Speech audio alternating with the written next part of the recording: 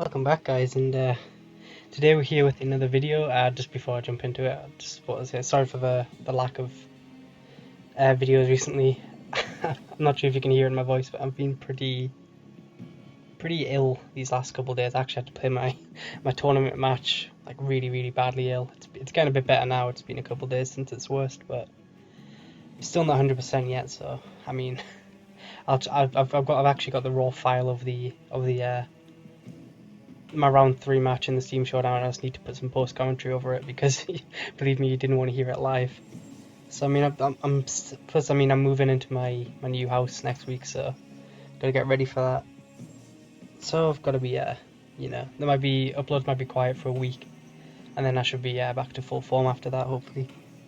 But today we are here with an old deck, but it's still a good deck. It's my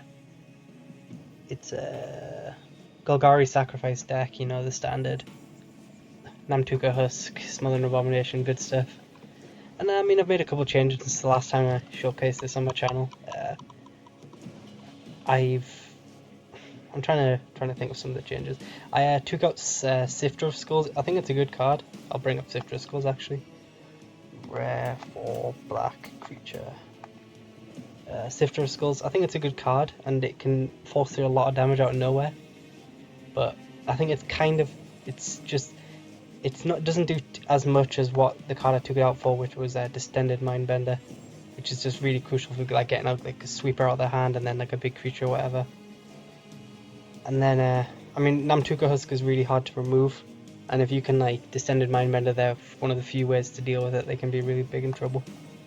But I mean, apart from that, the standard theme of the deck is still the same: a bunch of early creatures that get value when you sacrifice them, or on the end of the battlefield. And then you'd have good stuff to sacrifice them, like Husk, Eldritch Evolution, which is still amazing in this deck, just being able to grab up whichever half of the combo you need, whether it be the Smothering Abomination or the Husk, or even if against like aggro, you can grab a Cletus, or against Fly as a Seed Guardian. It just gives you so many options, and then late game it's just, hopefully we try and decimate them out. It's generally the plan of this deck, and then ways to shoot up Decimator with From Beyond as well. Also gives us Scions, and then apart from that, it's fairly straightforward. I did actually already make a video with this deck, but I made a couple changes and I haven't really been brewing too much, so I decided, hey, let's see how it goes and take this online. But like I said, I mean, the Steam Showdown on 3, when I'm feeling a bit better, I'll be putting up some commentary over it, which is it's gonna be difficult because it's a long match. But luckily, I've got my side recorded this time, so it won't be me trying to guess what I had in my hand. But it's an interesting match, to say the least. I wasn't expecting it. when I was that ill, I was not expecting. I don't even think at some points I don't even know. I didn't even know if I knew what cards I was playing. And it was kind of like that. Me trying to articulate that was kind of how I was playing at some points in that game. Miss Landrop. I know this guy. Who is it? Shit. Oh god, I can't. I know this guy, and I've played lots of games with Miss Landrop. He was my opponent. He was my first round opponent, wasn't he? That's hilarious.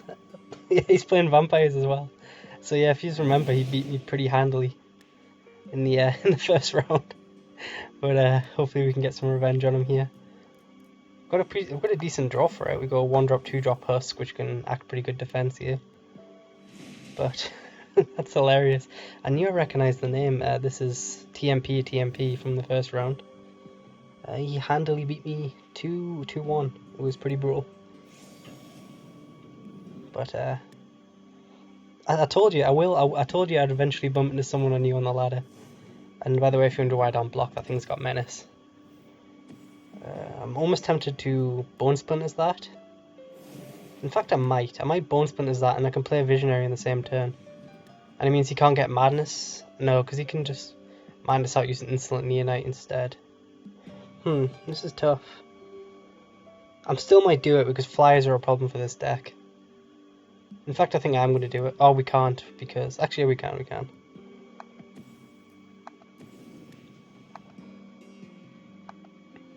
Yeah.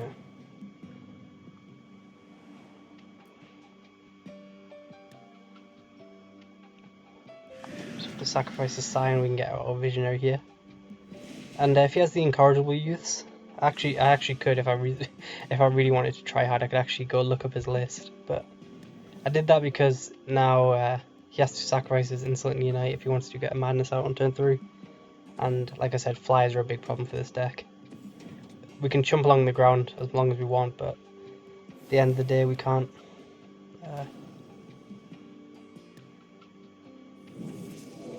Like Smothering Abominations are our only way really, and Seed Guardians. Unfortunately,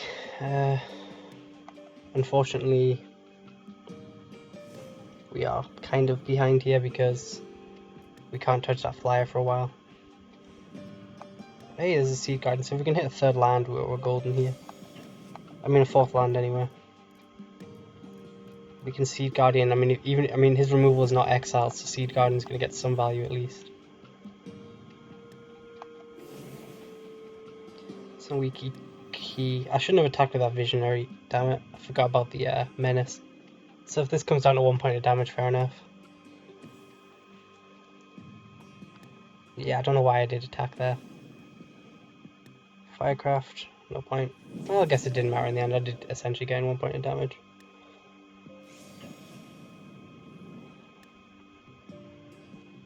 Down to 13. I mean, we just ate a Firecraft, which I'm happy with there. And if I draw land, I'll play Seed Guardian. If I don't, I'll play Husk. I think it's going to be my idea. No land, so I'm doing Husk it is. Now we'll sit back. Because he needs a second Firecraft here. Actually, I guess he could. I probably should have still attacked, because if he has removal for anything can make me sacrifice my Husk, then I can't block either way, but it looks like he can't, so I mean I guess I do save on 1 point of damage.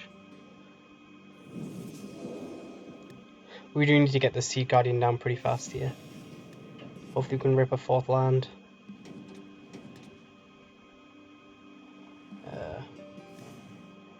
Down to 9, which I'm really not happy with against his deck. He can actually take me down to 7 as well, even if I do rip the land here, which of course is a tap 1. I'm almost thinking, do we just go for a combo kill here? Try and race. So he hits us for 2, 4, 5. If he has a second Firecraft, we're dead, but I think we have to go for it. I'm trying to think how much damage I can throw at him next turn.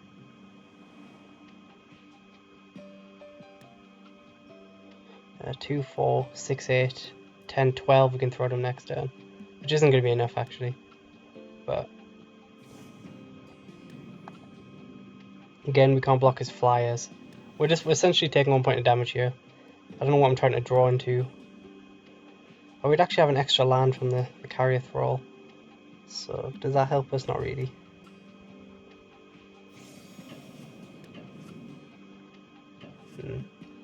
Yeah, we needed to get Seed Guardian down that turn, I think. See if he has the second Firecraft either way.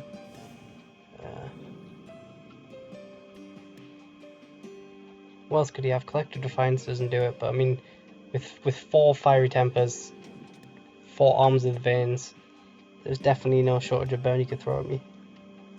2, 4, 6, 8, 10, 12. Guess we...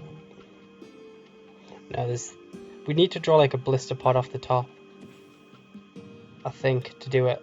And he can just block now. So yeah, we need to draw a Blister Pod off the top to win, I think. Fortunately, it's a land. Can we survive the turn? That's the question.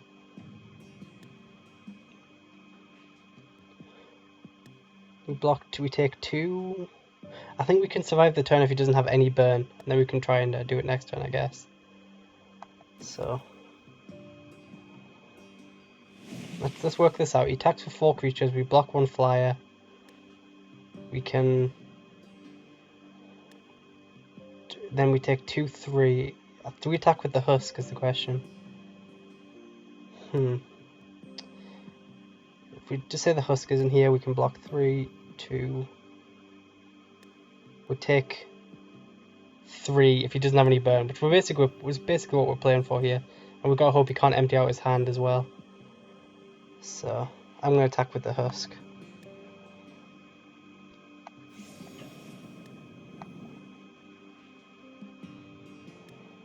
Yeah, I mean we're playing for him not being able to empty out his hand or not having any burn, so it's not exactly a reliable game here.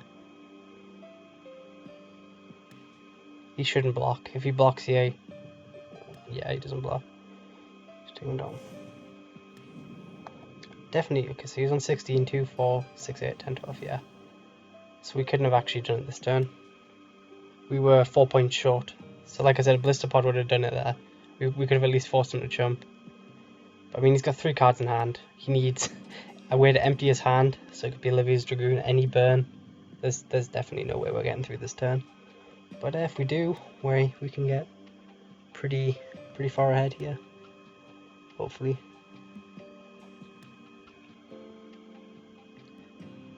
I mean, if he doesn't, I mean, statistically, I'd be salty if I was him and I didn't have burn, because like I said, he runs. I think when we played in the tournament match, I worked it out. He had like 36 points of burn in his deck, so he's only used 4.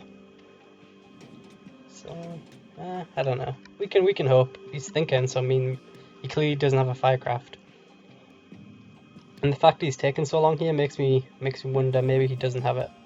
Fury Blade and turn Arms of the Veins would have done it, and surely would have came across that line quicker. Especially considering how many votes. I mean, maybe he doesn't have it. We're going to find out when he goes into attacks here.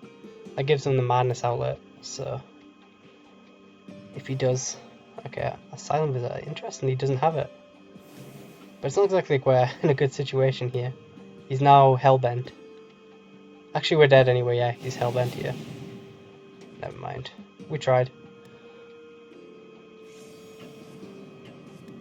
Yeah, so he just needs to point this on my face and he wins. Yeah, got it. So we will. I mean, we weren't really backing that there. Like a Decimator off the top is probably our best bet, and that's it. Like if he couldn't help himself there, we could have went Decimator off the top maybe. But he did, so we lose. So I mean that's twice I've lost to him now. Damn it. TMP is he's a master of the vampires, let's put it that way. Let's try and jump into a second game here. Hopefully we can actually get a win. I think the biggest problem for us there was that if he'd had the, I'd say, more traditional vampire draw, like Fury Blades into,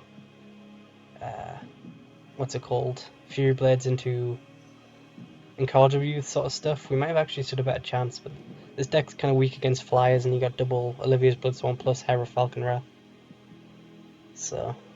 It was a flying match. We did actually get the Seed Guardian, but it was a turn too late. If we hadn't drawn the Hissing Quagmire there, and it just been a normal land, I think we could have stalled the game out a bit longer. 3-lander. I'll keep. Always Rogue's Passage in your starting hand, it's just a fact. It's never not in your starting hand. And we get to go turn 2 Carry Thrall, turn 3 Husk. It's about as good as you can hope for, and then we can start thinking about Evil Leap and stuff afterwards. There's land number 4, so I'm pretty happy right now. Depends what our opponent's doing. He didn't croc his Evolving Wilds. Who are we playing? Do I recognize them? I do not, I'm afraid. Maybe he's playing Landfall and he's trying to save it, but somehow I doubt that. Okay, that's pretty good. We get to go Husk. Yeah, he missed it first round. We get to go Husk into Carry Throw plus Evil Leap, and then we can throw Kalitas on the field with Protection up. And start digging for more creatures, and hope we can get somewhere nice.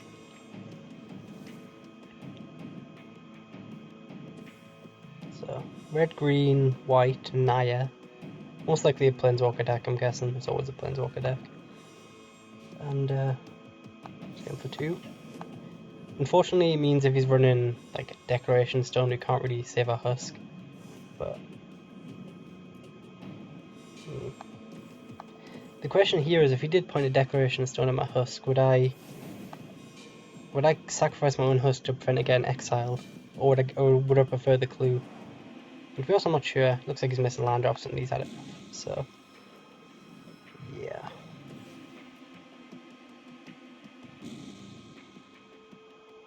I think we're just gonna slam down all our creatures here. I guess we could play around the board wipe. Yeah, let's play around the board wipe instead.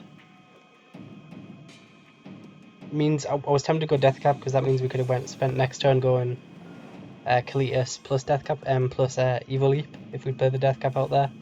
But I don't expect it as 5. If he's kept a 3-lander like this, I'm assuming he's got Planar Outburst most likely in his hand. How much damage can we force through actually? 2, 4, 6, 8, 10, 12. So if we draw a Blister Pod, we actually have lethal. Obviously I wouldn't play with it into untap mana because Blessed Alliance would just destroy my world, but you know, missing that evolving. Well, maybe he didn't sacrifice it because he wanted to hit lands actually. That makes sense. So yeah, I'm going to give my opponent the benefit of the doubt there. Turn 1 they didn't sacrifice it because they're trying to hit the land drop. Now we're playing the AI of course. So we'd love him to tap out for, I don't know. Can't think of anything particularly not threatening. Bunch of this.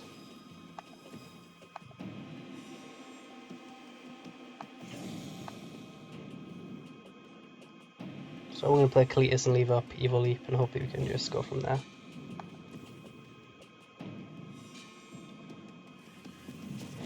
So this is, well, he's playing black as well, so he's 4-color planeswalkers with bad mana. It's nice when this happens. It just gives you hope knowing that not every single planeswalker deck can curve Gideon, Obnixless, Sorin. That's always what happens with me. And we just go face here and force him to chump. I think that's the play. Can we kill him? Yeah, we can just kill him with Bone Splinters, never mind. Crisis averted. Or could just Rogue's Passage as well, but you don't need to do any of that. Bang, bang, bang.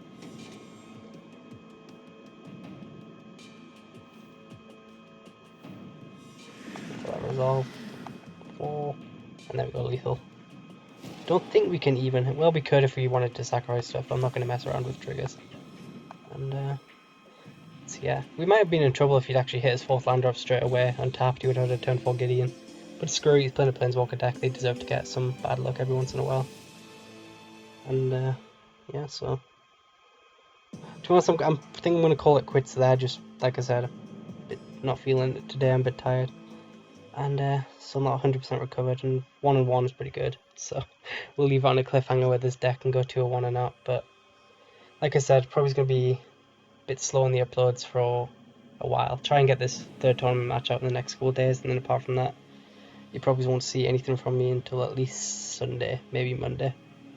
But yeah, so sorry about that. Sorry about the inactivity, not telling anyone or anything, but yeah, we'll try and persevere, and hopefully the good old Nighthawk will be back soon. So on that bombshell, thank you guys for watching, and we'll see you later.